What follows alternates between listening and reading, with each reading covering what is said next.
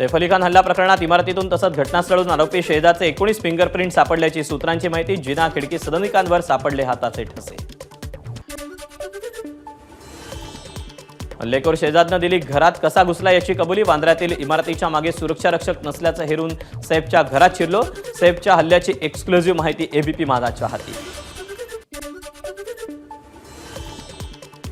सैफवर हल्ला करणारा आरोपी शहेजाद कुस्तीपटू। बांगलादेशमध्ये जिल्हा आणि राष्ट्रीय स्तरावर खेळायचा कुस्तीपटू असल्यानं शहेजाद सैफ सोबत झटापटीत वडचट ठरला। बेरोजगार असल्यानं शहेजाद भारतात घुसला। सैफवर हल्ला करणाऱ्या हल्लेखोरांना वरळीतील कॅफेत कामाला असतानाही चोरी केली होती। एका ग्राहकाची अंगठी चोरण्याच्या प्रकरणात सहभागी असल्याच्या कामावरून त्याला काढण्यात आलं होतं। अभिनेता सैफ अली खानला येत्या 1-2 दिवसात डिस्चार्ज मिळण्याची शक्यता। लीलावती रुग्णालयाचे डॉक्टर नितीन डांगेंची माहिती।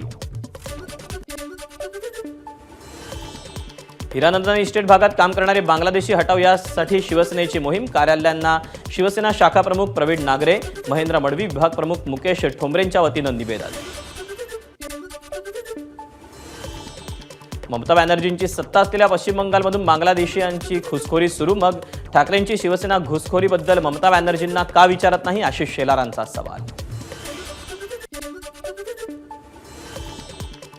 कल्याणच्या महात्मा फुले पोलीस स्टेशन हद्दीत 4 बांगलादेशी महिलांवर कारवाई। या महिला देहविक्री करत असल्याचं पोलीस तपासात निष्पन्न। त्यांच्याकडे भारतीय असल्याचे पुरावे नसल्यानं चौघींना अटक करण्यात आली। बदलापूरचा नराधम अक्षय शिंदेच्या एन्काउंटरला पोलीसच जबाबदार। न्यायालयीन चौकशीचा अहवाल कोर्टामध्ये सादर। आत्मसंरक्षणासाठी गोळ्या चालवल्या आहे पोलिसांचा युक्तिवाद संशयास्पद असल्याचं कोर्टाचं मत। माझ्या मुलानं गुन्हा केलाच नव्हता, त्याच्यावर बलात्काराचा खोटा आरोप केला गेला। अक्षय शिंदेच्या आईची प्रतिक्रिया। अक्षय शिंदेचा फेक एन्काउंटर कोणी करायला लावला आणि कोणाला वाचवण्यासाठी करायला लावला, अनिल देशमुखांचा सवाल। अक्षय शिंदेचा एन्काउंटर खोटा होता। मूळ आरोपींना वाचवण्यासाठी अक्षयचा एन्काउंटर केला। हा एन्काउंटर नाही तर हत्या आहे, जितेंद्र आव्हाडांचा आरोप।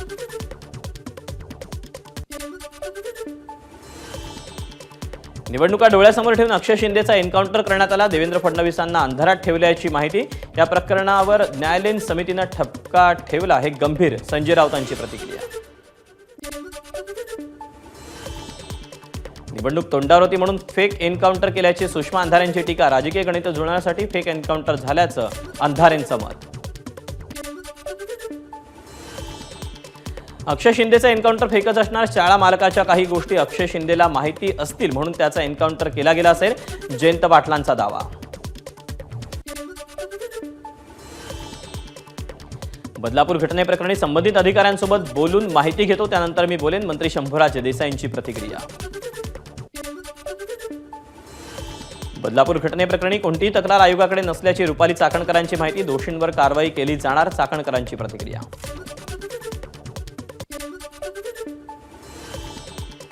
नाशिकमध्ये 8 वर्षाच्या गतिमंद अल्पवयीन मुलावर अत्याचार करून त्याची हत्या। नाशिकच्या गंधर्व भागातली धक्कादायक घटना। अनैसर्गिक लैंगिक अत्याचार करून इमारतीच्या 6व्या मजल्यावरून मुलाला खाली फेकलं। नाशिकच्या पंचवटी परिसरात बेपत्ता महिलेचा मृतदेह सापडल्यानं खळबळ। महिलेचा गळा दाबून हत्या झाल्याचा प्राथमिक अंदाज। पंचवटी पोलिसांकडून घटनेचा सखोल तपास सुरू। मोटरसायकलच्या वादातून वर्ध्यात एका तरुणीला बेदम मारहाण। मारहाणीचा व्हिडिओ व्हायरल। तरुणीवर सेवाग्राम हॉस्पिटलमध्ये उपचार सुरू। अंबरनाथमध्ये दुचाकीवरून जात असलेल्या महिला डॉक्टरला भरधाव कारनं उडवलं। अपघातात महिला गंभीर जखमी। घटना सीसीटीव्हीमध्ये रेकॉर्ड। राज्यात पुन्हा एकदा राजकीय भूकंप होणार। राहुल शेवाळेंचं भाकीत। ठाकरेंच्या शिवसेनेचे 15 आणि काँग्रेसचे 10 आमदार शिवसेनेच्या संपर्कात असल्याचा शेवाळेंचा दावा। महाविकास आघाडीची उद्या महत्त्वपूर्ण बैठक। तिन्ही पक्षाचे नेते राहणार उपस्थित। महापालिका निवडणुकीबाबत चर्चा होण्याची शक्यता। उद्धव ठाकरेंनी घेतली शरद पवारांची भेट। मवियाच्या पुढच्या रणनीतीसंदर्भात चर्चा झाल्याची माहिती। स्थानिक स्वराज्य संस्थांच्या निवडणुकीसाठी अजून कोणतीच आघाडी झाली नाही, संजय राऊतांचं मोठं वक्तव्य। स्थानिक स्वराज्य संस्थांच्या निवडणुकांबाबत सर्व पक्षांना विश्वासात घेऊन निर्णय घेऊ, घटक पक्षांसोबत चर्चा करू, जयंत पाटलांची प्रतिक्रिया। सध्या गेम करण्याचं प्रमाण खूप वाढलंय. मुख्यमंत्री पदापासून ते पालकमंत्री पदापर्यंत गेम करण्याचा प्रयत्न होतो. एक दिवस कुणाचा तरी मोठा गेम होणार, संजय राऊतांचं वक्तव्य. येत्या 30 जानेवारीला मनसेचा पदाधिकारी मेळावा. सकाळी 10 वाजता मेळाव्याला सुरुवात. मेळाव्याला राज ठाकरे कार्यकर्त्यांना करणार संबोधित. देशमुख हत्या प्रकरणातील चौकशीसाठी समिती गठीत केलेल्या समितीचं मुख्यालय बीडऐवजी मुंबईत. समितीचे अध्यक्ष ML तहालियन यांच्या विनंतीनंतर मुंबईत मुख्यालय.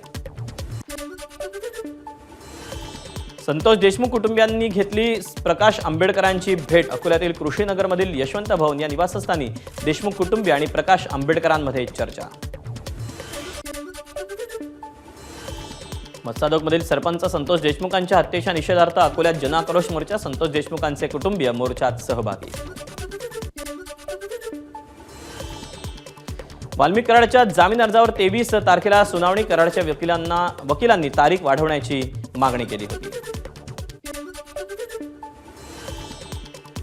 वाल्मिक कराड प्रकरणी पुण्यातील माजी नगरसेवक दत्ता खाडे यांची CID कडून चौकशी. कराडची दुसरी पत्नी मंगल जाधवच्या नावे पुण्यात ऑफिससाठी 2 जागांची खरेदी. यामध्ये दत्ता खाडे यांनी व्यवहारादरम्यान मध्यस्थी केल्याचा संशय. अकोल्यातल्या जनआक्रोश मोर्चात ठाकरे गटाचे आमदार नितीन देशमुख सहभागी. मुंडे मंत्रिपदावर राहिले तर त्याचा फायदा वाल्मिक कराडला होईल, त्यामुळे मुंडेंनी राजीनामा द्यावा, नितीन देशमुखांची मागणी. बीड परभणीतील घटनांच्या निषेधार्थ 25 जानेवारीला मुंबईत सर्वपक्षीय जनआक्रोश मोर्चा. मुंबई मेट्रो ते आझाद मैदान मोर्चाचं आयोजन. मराठा क्रांती मोर्चाच्या शिष्टमंडळानं सह्याद्री अतिथीगृहावर घेतली रामदास आठवलेंची भेट. मुंबईत होणाऱ्या मोर्चाला रिपब्लिकन पार्टीचा पाठिंबा जाहीर.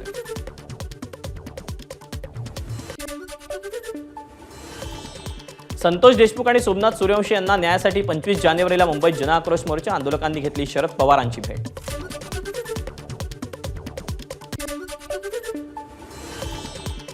शिवसेना ठाकरे गटाच्या एकनाथ पवारांनी दिला राजीनामा. विधानसभा निवडणुकीला एकनाथ पवार हे लोहा कंधार मतदारसंघाचे उमेदवार होते. लवकरच ते भाजपात प्रवेश करणार असल्याची चर्चा.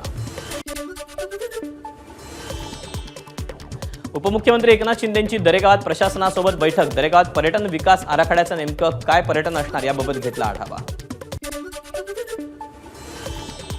दावोसमध्ये चिमुकल्यांना अधोरेखित केलं मुख्यमंत्री फडणवीसांचं मी पुन्हा येईन हे वाक्य. फडणवीसांनी शेअर केला व्हिडिओ. अहिल्यानगरच्या कोपरगावमध्ये गोदावरी सहकारी दूध संघाच्या सौर ऊर्जा प्रकल्पासह विविध प्रकल्पांचा शुभारंभ. राजस्थानचे राज्यपाल हरिभाऊ बागडे यांच्या हस्ते प्रकल्पाचं उद्घाटन.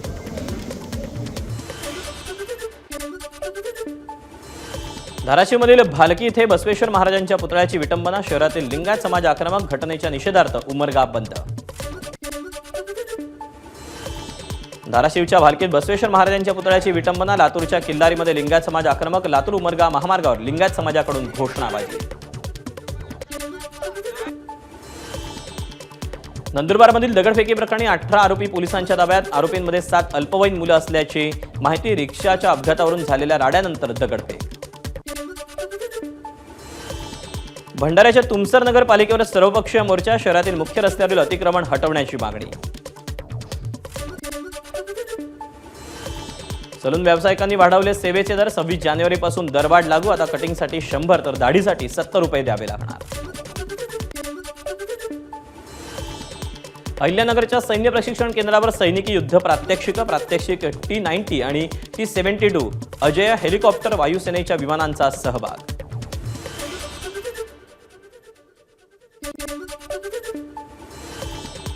कल्याणच्या सोनारपाडा गावात बैलांची झुंज पार पडली. झुंज लावल्याप्रकरणी आयोजकांवर गुन्हा दाखल. स्पर्धेसाठी सुमारे 8 लाखांचं बक्षीस ठेवण्यात आलं होतं.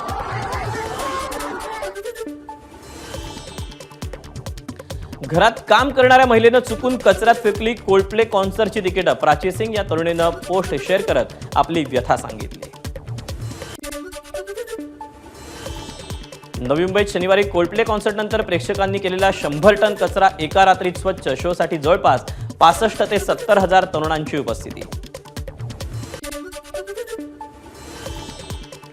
अमृतनोनी ऑर्थोप्लसची क्लिनिकल चाचणी यशस्वी. संधिवाताच्या रुग्णांना मिळणार दिलासा. धारावी पुनर्विकास प्रकल्पात रेल्वेच्या जमिनीवर रेल्वे क्वार्टर्स उभारण्यात मुंबई पालिकेकडून मंजुरी. परवानगीनंतर कामाला होणार सुरुवात. ठाणे बोरिवली ट्विन टनेलचा मार्ग मोकळा, बोरिवलीतील भूसंपादन पूर्ण, जागा MMRDA कडे हस्तांतरित.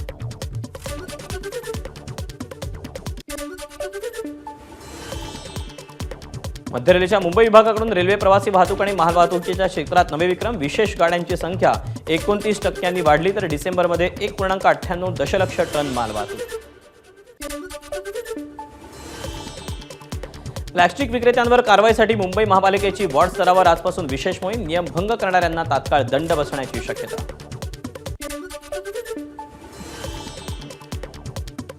सांगलीच्या विट्यातील शासकीय निवास शाळेतील 23 मुलांना जेवणातून विषबाधा, विटा ग्रामीण रुग्णालयात विद्यार्थ्यांवर उपचार. लातूरमध्ये बर्ड फ्लूमुळे कावड्यांचा मृत्यू, जिल्हा प्रशासनाकडून तातडीने प्रतिबंधात्मक योजनांना सुरुवात, बाधित गावात अलर्ट झोन घोषित. पालघरमध्ये विजेची जोडणी करताना शॉक लागल्यानं सुरक्षा रक्षकाचा मृत्यू, अवैध वीज जोडणी करत असताना घडला प्रकार, सोसायटीच्या निष्काळजीपणामुळे मृत्यू झाल्याचा कुटुंबियांचा आरोप.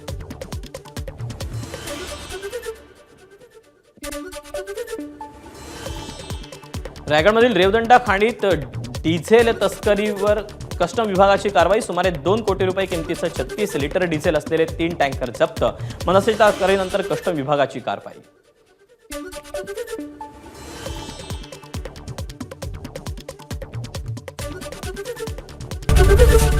एबीपी माझा, उघडा डोळे बघा नीट.